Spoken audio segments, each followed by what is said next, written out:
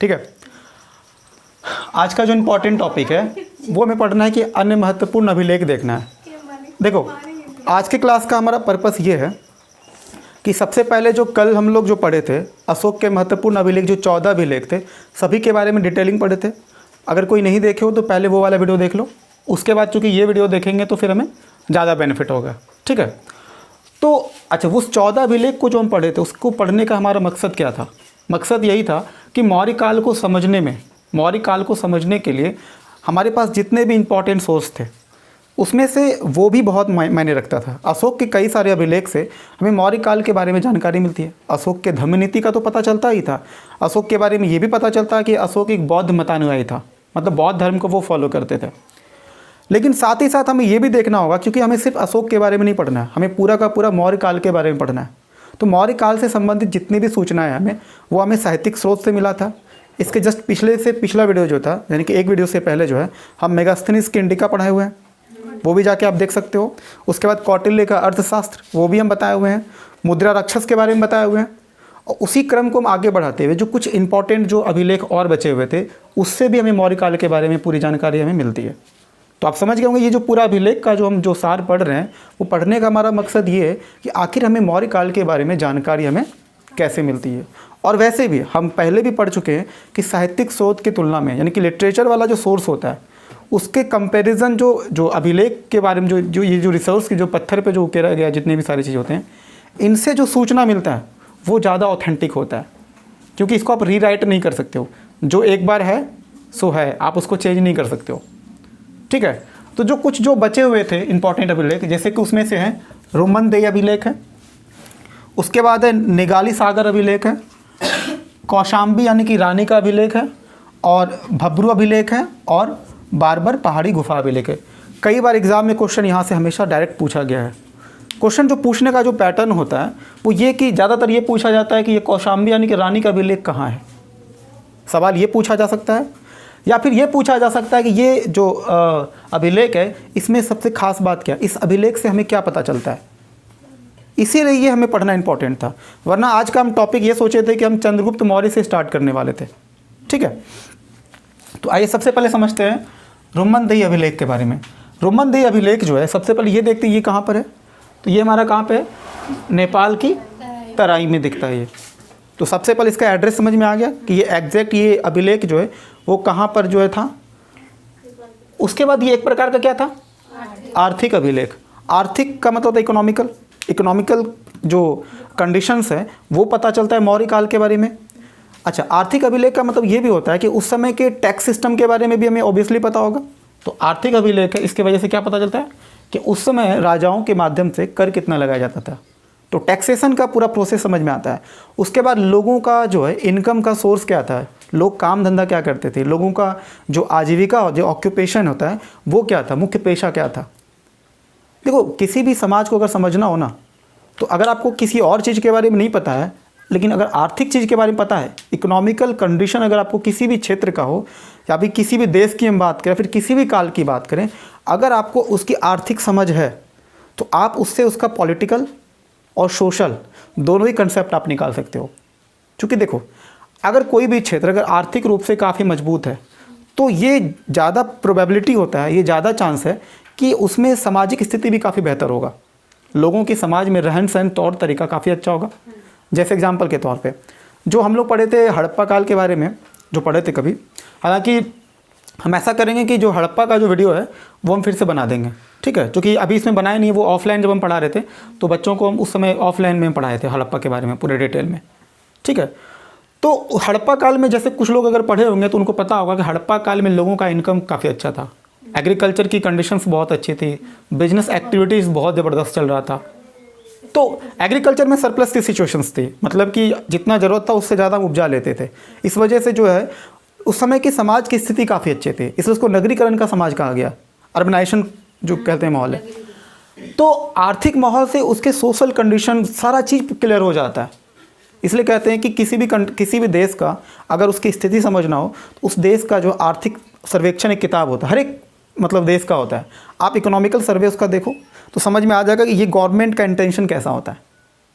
जैसे भी वर्तमान सरकार का अगर नीयत समझना हो तो आप फेसबुक या व्हाट्सअप यूनिवर्सिटी से समझने की कोशिश मत करो, क्योंकि ये जो फेसबुक या व्हाट्सअप यूनिवर्सिटी में क्या होता है कि कई बार रूमर्स भी फैलाए जाते हैं। कभी या तो आपको फेसबुक या व्हाट्सअप पे आपको सरकार के खिलाफ जो है कई सारे लिखे बाढ़ मिलेगा, और कभी हो सकता है कि इसी फेसबुक और व्हाट्सएप पे आपको सरकार की तारीफ भी बहुत देखने को मिलेगा। तो ये दोनों ही सिचुएशंस जो है आपको मिलेगा कहाँ पे, फेसबुक और व्हाट्सएप पे। लेकिन क्या होता है ना कि यहाँ पर फेक खबर ज़्यादा होता है। न्यूज़ चैनल्स में देख लो, या तो न्यूज़ चैनल में कुछ ऐसे न्यूज़ चैनल मिलेंगे यहाँ पे जिस सरकार की तारीफ होती है, सारा दिन सिर्फ तारीफ चलेगा, और कुछ तो ऐसे न्यूज़ चैनल होता है जो सरकार की हर अच्छी बातों को भी वो बुराई के नज़र से ही देखता है। सरकार कितना भी अच्छा काम कर ले, हमेशा उसको नेगेटिव परसेप्शन से ही देखता है, हमेशा सरकार की कमियां निकालता है। तो हमें इधर उधर जाने के बजाय क्या सोचना चाहिए, हमें इकोनॉमिकल सर्वे पढ़ना चाहिए। तो साल में चूँकि एक बार छपता है, अभी भारत सरकार का आप देख लेना इकोनॉमिकल सर्वे, जब देखना तो पता चल जाएगा कि सरकार ये हेल्थ के लिए कितना पैसे खर्च कर रही है, सरकार के इनकम कितने हैं और एक्सपेंडिचर यानी खर्च कितना है, ये सारा चीज़ आपको क्लियर पता चल जाएगा।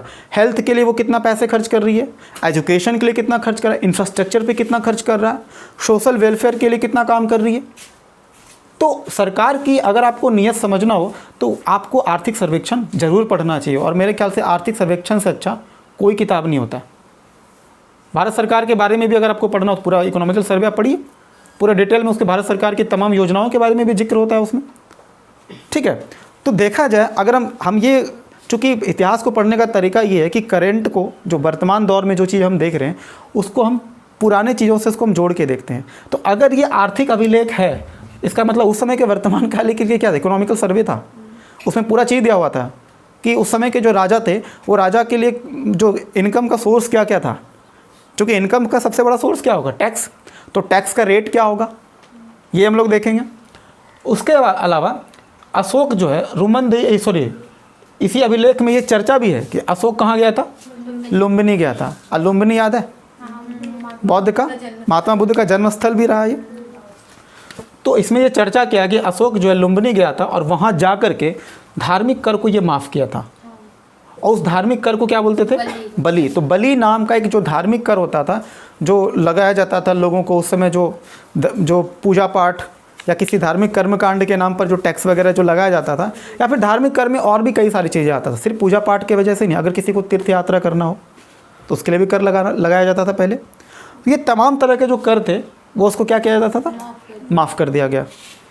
उसके अलावा टैक्स का जो रेट था पहले 1/6 था। 1/6 का मतलब कितना हो गया, लगभग 16.66 के आसपास। ठीक है, उसको क्या किया गया, उसको टैक्स के रेट को कम कर दिया।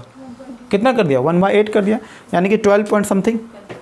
तो अच्छा, लगभग 4-4.5% का जो रेट जो है कम किया गया था। तो इससे ये पता चलता है कि राजा उस समय टैक्स को कम इसलिए करना चाहते थे क्योंकि राजा का जो इंटेंशंस था, मौर्य काल में जितने भी राजा हुए थे, चाहे वो चंद्रगुप्त मौर्य हो, बिंदुसार हो या फिर अशोक हो, जो भी राजा होंगे, फिर अशोक का बेटा जो दशरथ है, तो हम तमाम राजाओं से ये चीज़ देखेंगे कि उस समय राजा का जो नियत था वो लोक कल्याणकारी था, वेलफेयर टाइप का था। मतलब राजा को काम करना था लोगों के लिए, वाकई में राजा बहुत सीरियस थे। उस समय राजा उतना भांजते नहीं थे कि हमारा जो है 56 इंच का है और हम ये पाकिस्तान को ये सबक सिखा देंगे, उसको ये सबक सिखा देंगे, है ना। दूसरे को नीचा दिखाने से बेहतर है पहले अपने आप को बेहतर करो। जैसे वर्तमान दौर में जो सरकार कहती है कि जो है हम भारत को विश्व गुरु बना के रखेंगे, कैसे बनेगा विश्व गुरु? आपको अगर विश्व गुरु कैसे बनाया जाता, अगर सीखना हो तो सीखो इनसे, अशोक से सीखो, आपको बिंदुसार से सीखना चाहिए, चंद्रगुप्त मौर्य से सीखना चाहिए कि एक राजा या फिर प्रशासक को कैसा होना चाहिए। कौटिल्य के अर्थशास्त्र से देखो, सिर्फ लंबा लंबा बोलने से नहीं होता है, करना भी पड़ता है उसके लिए। तो कहने का मतलब है कि कोई भी मतलब सरकार हो या फिर राजा हो, क्योंकि अब हम लोग लोकतंत्र में जी रहे हैं तो हमारे लिए लोकतांत्रिक व्यवस्था है। तो पहले जब मोनार्की सिस्टम था तो पहले राजा सारा फैसला करता था। तो डिपेंड करता है जो प्रशासक है उसका नियत कैसा है। अगर वो चाहेगा कि हाँ लोगों की हम भुखमरी या गरीबी को कम करना चाहते हैं, ठीक है, तो देखो लोगों की गरीबी या भुखमरी अगर सच में आप कम करना चाहते हो तो उस सेक्टर में आप कितना काम किए हो ये दिखना चाहिए, और ये प्रैक्टिकल दिखना चाहिए, ना कि ऑन पेपर कि हाँ हमने कर दिया, फेसबुक पे पोस्ट कर दिए, ऐसे नहीं चलेगा। तो लोगों के लिए सच में अगर आप जैसे भारत का भी देख लो, हंगर इंडेक्स में लगभग 96 या 98 के आसपास जो रैंकिंग है, जबकि सोचो विश्व में हम लोग 7वें 6ठे नंबर पे आए ना, अर्थव्यवस्था के मामले में 6ठे नंबर पे हैं। और देखो छठे नंबर पे होने का मतलब हमारे पास उतना पैसा है, ये बात सही कि पॉपुलेशन भी है, लेकिन उस पैसे का हम सही यूटिलाइजेशन हम नहीं कर पा रहे, और यही सबसे बड़ा प्रॉब्लम है। इस प्रॉब्लम को थोड़ा आपको समझना पड़ेगा, वो भी डीप समझना पड़ेगा। तो देखो अब जो वर्तमान सरकार है वो हालांकि कोशिश करती भी है, लेकिन आप डिपेंड करता है इंटेंशन पे। क्योंकि आप आज देख लो हेल्थ सेक्टर की हालत, कोरोना के काल में ही आप टाइम देख लो ना, इस समय हेल्थ सेक्टर का कबाड़ा कर रखा है। आप 3000 करोड़ का मूर्ति बनवा दिए। मेरे ख्याल से देखो, अगर हम कहते हैं कि हम यूजलेस अगर कहते हैं तो किसी को बुरा लग सकता है, पर वाकई में आज अगर सरदार जी होते ना तो वो कभी नहीं कहते कि हमारे पीछे इतना खर्च करो। वो कहते कि देश में गरीबी भूखमरी ऑलरेडी इतना, देखो हाँ अब जैसे हाँ हम उस पॉइंट पे आते हैं। जैसे कुछ लोग कहते हैं कि इससे क्या होता है कि टूरिस्ट जो होता है, टूरिस्ट की वजह से जो इनकम होता है वो बढ़ता है। आप थोड़ा कैलकुलेट करके देखना, आपको फैक्ट दे रहे हैं। ताजमहल से, जो कि इंडिया का सबसे पॉपुलर जगह है, जहाँ पर कि सबसे ज़्यादा लोग जाते हैं घूमने के लिए, लगभग सालाना 25 करोड़ का, 25 करोड़ सालाना या मंथली, आप वो हमें एग्जैक्ट ध्यान में नहीं है, लेकिन लगभग 25 करोड़ रुपये का जो है आता है, सरकार को फ़ायदा होता है 25 करोड़ रुपये का, ठीक है। और इन्वेस्ट तो बेचारे शाहजहाँ करके गए थे, इन्वेस्टमेंट उनका है, इनकम हम लोग कमा रहे हैं, जबकि इंडिया का सबसे फेमस जगह है। और ये जो हम लगाए हैं, हाँ वन ऑफ द फेमस कह सकते हो, बिल्कुल। और अभी जो 3000 करोड़ का जो स्टैचू ऑफ जो यूनिटी हम जो लगाए हैं, लगभग 3000 करोड़ रुपया लगाए। आप सोच के देखना कि 3000 करोड़ का इन्वेस्ट करके, और आपको अगर 25 करोड़ अगर सालाना हो रहा है, नहीं मैं तो कह रहा हूँ ना कि अगर आप 25 करोड़ का इन्वेस्ट कर रहे हो, मतलब 25 करोड़ रुपया अगर आपको सालाना आ रहा है, तो सोचो आपको कितना टाइम लगेगा उस 3000 करोड़ को रिकवर करने में। और फिर इन्फ्लेशन भी होता है। इन्फ्लेशन का मतलब है कि मुद्रा का जो है वो कॉस्ट भी तो गिरता है ना। अभी मुद्रा का, जैसे कि मुद्रा का कीमत का मतलब होता है कि अभी 10 रुपये में आप जितना सामान खरीद पाते हो, कल 10 रुपये में उतना सामान नहीं खरीद पाओगे, क्योंकि मुद्रा का स्तर क्या गिरता है, मुद्रा कमज़ोर होता है टाइम के हिसाब से, तो मुद्रा का वैल्यू समय के हिसाब से गिरता है। अब सोचो कि 25 करोड़ रुपया अगर सालाना आ रहा है, तो एक समय के बाद 3000 करोड़ को रिकवर करने में सोचो कितना टाइम लगेगा। जब 25 करोड़ सालाना आ रहा है तो उस टाइम पे इन्फ्लेशन रेट कुछ और है, और आगे जाके भी तो इन्फ्लेशन, ठीक है हम मानते हैं, चलो ठीक है, अगर हम चलो ये बात मान लें कि 25 करोड़ के जगह पे हो सकता है कि उससे ज़्यादा मिलेगा, लेकिन ओवरऑल अगर आप कैलकुलेट करोगे तो कितना टाइम लगेगा रिकवर करने में। और हम ऐसे चीज़ों में इन्वेस्ट क्यों ना करें कि जो कि उससे भी ज़्यादा इंपॉर्टेंट है। अगर हम बिजनेस की बात करेंगे तो हमारे पास और भी कई सारे सेक्टर हैं ना, कि जहाँ अगर हम इन्वेस्ट करते हैं, अगर हम वहाँ पे इन्वेस्ट करते हैं तो आउटकम जल्दी में, जैसे हेल्थ सेक्टर में अगर सरकार अभी इन्वेस्ट ज़्यादा की होती तो जो मरीज के साथ जो प्रॉब्लम, जो ऑक्सीजन का जो दिक्कत आ रहा है, या फिर और भी कई प्रकार को इंफ्रास्ट्रक्चर का दिक्कत है, वो नहीं होता। ये आउटलुक नहीं हो पाया। अगर आउटलुक होता तो हाँ, ये आप अभी बोल सकते हैं कि वो जो राम मंदिर वाला इन्वेस्टमेंट है वो गलत है, उस चीज़ पर राम देखो ऐसे कई, लेकिन जब वो स्टैच्यू बिल्ड हुआ, स्टैच्यू ऑफ यूनिटी, उस वक्त इन सब चीज़ों का सर्कमस्टेंशियली किसी को भी आइडिया नहीं था कि ये सिचुएशन इंडिया फेस, हम सिचुएशन की बात नहीं कर रहे हैं। देखो भारत में एक चीज़ बताते हैं, हेल्थ सेक्टर, ये बात सही कि क्राइसिस है, नो डाउट, लेकिन ये बात भी दूसरा फैक्ट है कि भारत में जितने डॉक्टर हैं, या फिर जितना हेल्थ के लिए जितना हॉस्पिटल्स बनाए गए हैं, जितने पॉपुलेशन के हिसाब से अगर हम बात करें, जैसे कि लगभग अभी का पॉपुलेशन लगभग 138 करोड़ के आसपास है, तब भी जैसे कोरोना नहीं भी आया होता तब भी हम लोगों के लिए उतना पर्याप्त नहीं था। हम ये कहना चाह रहे हैं। बट ये भी बात है ना कि इंडिया में थोड़ा ज़्यादा आर्ट एंड कल्चर पे फोकस किया जाता है। दिस इज समथिंग जो ओके अगर हम ऐसे चलते हैं। हाँ, अगर हम बात करते हैं, हाँ हम अभी उस पॉइंट पे आते हैं कि अगर हम बात करते हैं कि भारत में जो पुरानी सभ्यता और संस्कृति को संरक्षण की बात अगर करें, तो भारत के पास इतने सारे कई सारे जो पड़े हुए हैं, कई सारे जो पुराने स्थल है, उसका सही से रिपेयरिंग नहीं हो पा रहा है। समझ रहे हो आप?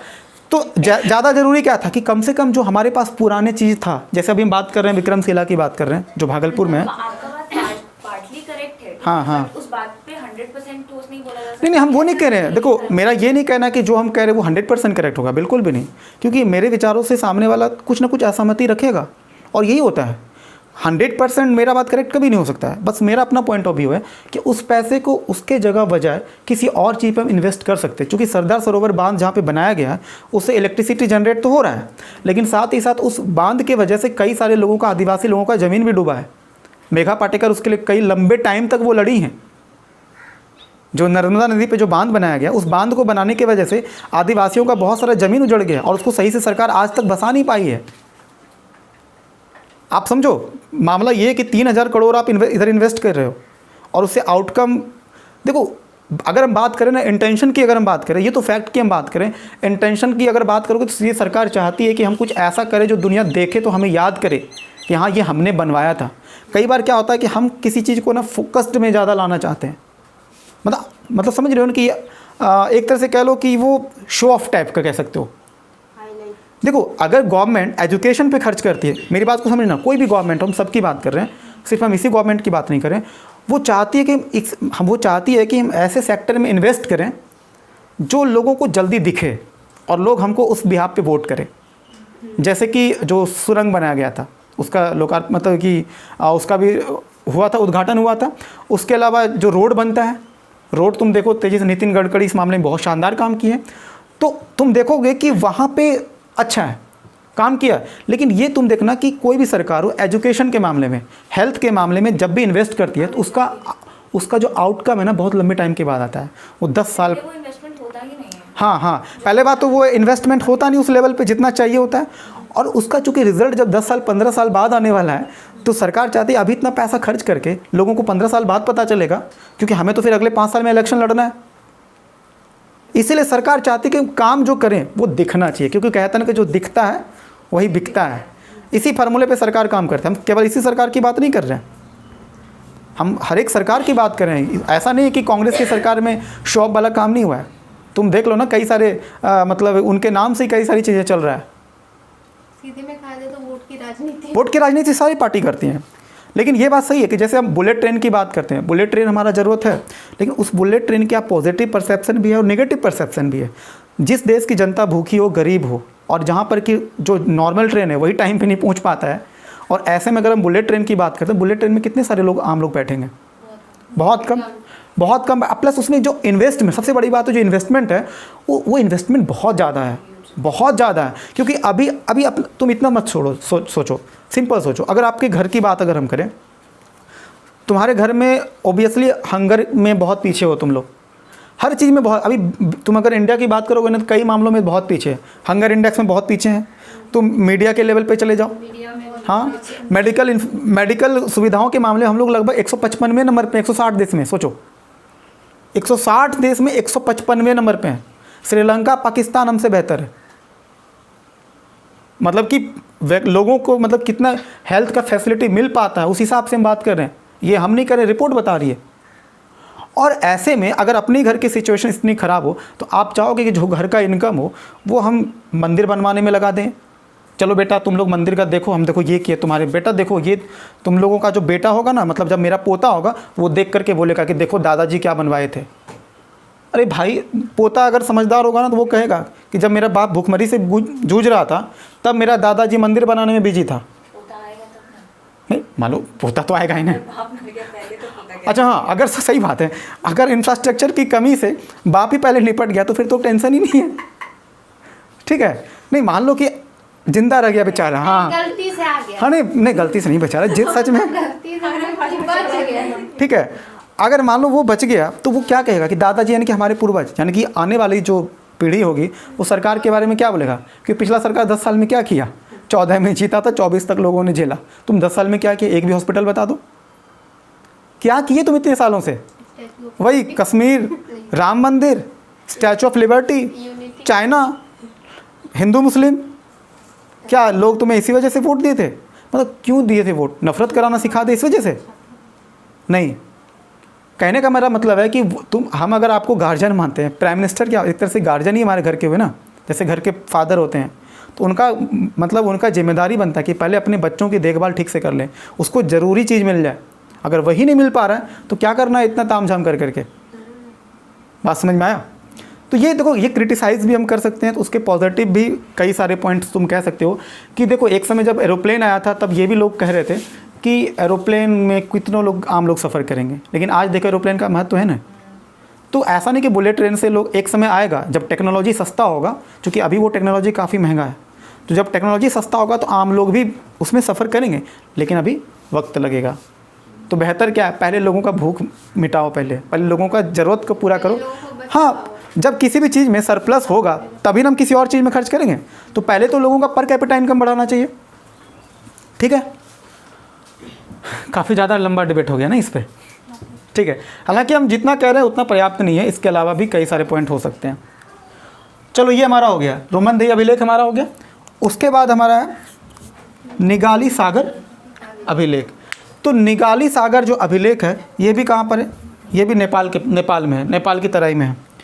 और यहाँ से क्या पता चलता है कि जब अशोक का राज्याभिषेक हुआ था, यानी कि जब वो राजा बनने के प्रोसेस में थे, तो उसके बाद वो कहाँ गए थे, वही नेपाल के निगाली सागर अभिलेख में। मतलब ये पता चलता है इसके बारे में जानकारी कि वो यहाँ पर आए थे, और ये बात इस अभिलेख में लिखा हुआ है। और यहीं पर यह भी बताया गया है कि कनक मुनि के स्तूप का आकार दोगुना करवा दिया था। मतलब जो उनका स्तूप था, उनके स्तूप का साइज क्या कर दिया गया था, दोगुना बड़ा कर दिया था। तो कौन करवाया था, अशोक। और इसके बारे में सूचना कहाँ मिलता है, निगाली सागर अभिलेख के बारे में।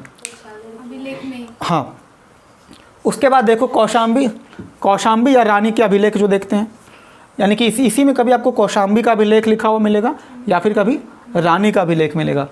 अच्छा, ये जो अभिलेख है एक्चुअली है कहाँ पर, यूपी के इलाहाबाद। अच्छा, इलाहाबाद गलती से लिख दिए थे, अब लोग नाराज़ हो जाएंगे, कहेंगे इलाहाबाद लिखता है, बताओ देशद्रोही कहीं का। प्रयागराज लिख, भगवाधारी देख लेगा कहीं, भगवाधारी ना जो प्योर भगवाधारी होता है देख लेगा तो फटाक से पता नहीं क्या क्या लिखेगा कमेंट में।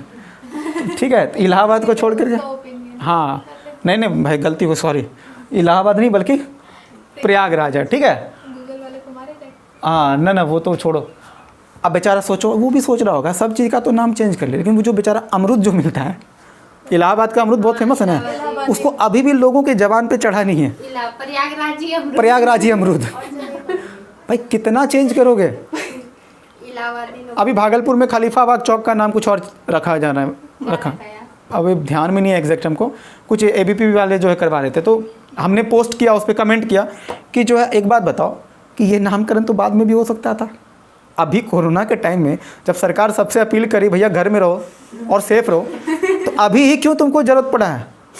तो बोला कि नहीं अभी जो है ना, चूँकि उनका कुछ जन्मदिवस वगैरह कुछ था ऐसे करके, तो इसी वजह से हमने भाई वो अगले साल भी आएगा, है ना, लेकिन अगले साल तुम रहोगे कि नहीं रहोगे इसकी गारंटी नहीं है, फिर तुम्हारा नामकरण अलग करवा दिया जाएगा फिर।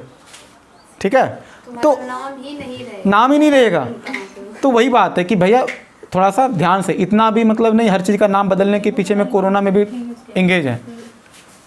ठीक है, इसमें किस चीज़ की चर्चा है, कौशाम्बी या रानी का अभिलेख में जो चर्चा है उसमें रानी के बारे में चर्चा, उसका पुत्र के बारे में चर्चा है, रानी कुरुबाकी और उसके पुत्र तीवर की चर्चा। और इनके बारे में कुरुबाकी और तीवर के बारे में जो पढ़ेंगे, जब हम आर्ट एंड कल्चर पढ़ाएंगे तो वहाँ पर तीवर के बारे में पढ़ेंगे हम लोग, क्योंकि आर्ट एंड कल्चर में ये टॉपिक फिर हमारा आएगा। ठीक है, इसमें क्या दिया गया, इस अभिलेख में क्या आया हुआ है, इसमें ये बताया गया कि बौद्ध संघ में फूट डालने वाले को चेतावनी दिया गया कि अगर कोई बौद्ध संघ में फूट डलवाने का कोशिश करेगा, ठीक है, यानी कि बौद्ध के खिलाफ कुछ लोग थे, और अगर कोई व्यक्ति बौद्ध संघ में फूट डालने का कोशिश करेगा तो हम उनके खिलाफ क्या करेंगे, एक्शन लेंगे। ये चेतावनी था वो, तो इसलिए चेतावनी को हल्के में नहीं लेना है। तो ये था रानी या फिर कौशाम्बी का अभिलेख। उसके बाद देखते हैं भब्रू अभिलेख। भब्रू अभिलेख में क्या है, इसी भब्रू अभिलेख को हम बैराट अभिलेख भी कहते हैं। हाँ, बैराट अभिलेख। और ये बैराट अभिलेख कहाँ पर है, जयपुर राजस्थान में है। और ये इसमें क्या बताया गया था, इसी से देखो, इसी अभिलेख से पता चलता है कि जो अशोक था वो बौद्ध धर्म को फॉलो करता था। इस अभिलेख से पता चलता था, ठीक है, कि अशोक बौद्ध मतानुयायी था, ये बात हमको इससे पता चलता है। उसके बाद नंबर आता है किसका, बारबर पहाड़ी गुफा अभिलेख। ये बिहार में है, आई थिंक जहानाबाद में है शायद ये, ठीक है, औरंगाबाद में जहानाबाद जो है वहीं पर है। यहाँ से क्या पता चलता है, अच्छा BPSC का ये फेवरेट क्वेश्चन यहाँ से पूछता है, बिहार स्पेशल से जब क्वेश्चन आता है तो ये वाला क्वेश्चन पूछने का चांस ज़्यादा। हम बनाए जब प्रैक्टिस सेट थे तो ये क्वेश्चन कई बार था उसमें सुदामा एवं कर्ण चौपर नामक गुफा का निर्माण कराया गया था। और ये जो है, जो अभी ये जो गुफा था वो किसको दे दिया गया था, आजीवक संप्रदाय को दे दिया गया था। वही आजीवक संप्रदाय जिसके कौन थे संस्थापक, मोखली गोसाल, है ना, मखली पुत्र गोसाल। तो ये हमारा जो कुछ अन्य महत्वपूर्ण अभिलेख वाला जो टॉपिक है वो हमारा फिनिश हो गया।